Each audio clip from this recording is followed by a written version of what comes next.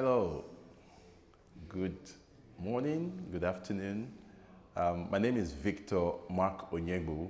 I am the head of grants and community building at an advocacy, Pan-African advocacy organization called Africa No Filter. We work with storytellers across the world, in Africa and the diaspora, to shift narratives about Africa from stereotypical narratives to narratives that are based on opportunity, progress, and innovation in Africa. Yesterday, thanks to Casa Africa, a wonderful session we had on day one, and we were really looking into the relationship between misinformation and stereotypes. And my intervention was really to say that misinformation breeds the grounds for disinformation.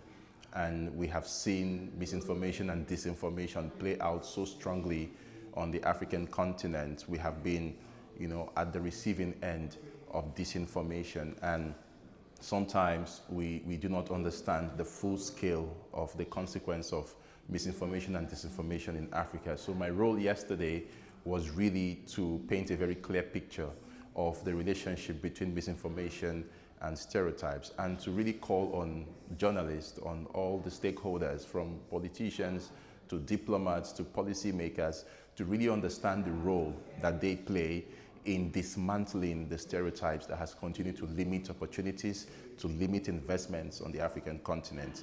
And then day two was extremely important as well, because I used day two to show the relationship between media stereotypes and the state of affairs in Africa. And so we called it the cost of negative representation, the cost of negative media coverage to the African continent. And I did my presentation to show everyone that the cost is huge, the cost is significant. We did a research that showed just a very little fragment of the economic cost, which is the inflated borrowing costs to Africa when it comes to sovereign bonds. And that was just a microcosm of the consequences of negative coverage to Africa. There are reputational costs, there are social costs, there are costs in media, there are other forms of economic costs. And so what we did was just a little teaser to let people understand that this problem is really huge.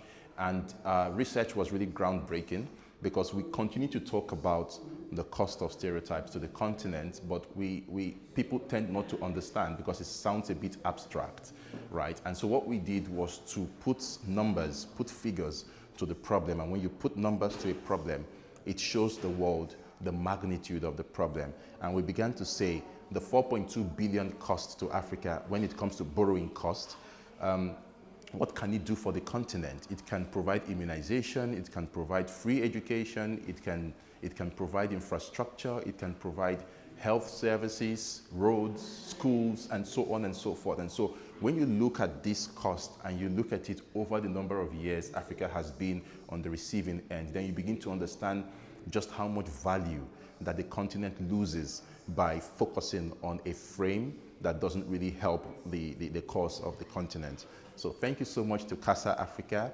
Thank you so much to the Spanish Ministry of Foreign Relations, European Union and Cooperation for making this possible, because without these types of fora, without these types of engagements, these types of dialogue, the world will not really understand what we grapple with in terms of the state of affairs in Africa and what we need all the actors to do, the mindset shifts that we need before investments and other forms of support and cooperation can take place. That's really the crux of my intervention at this forum, and I thank you so much for providing this opportunity. Thanks to CASA, thanks to the Ministry of Foreign Affairs in Spain.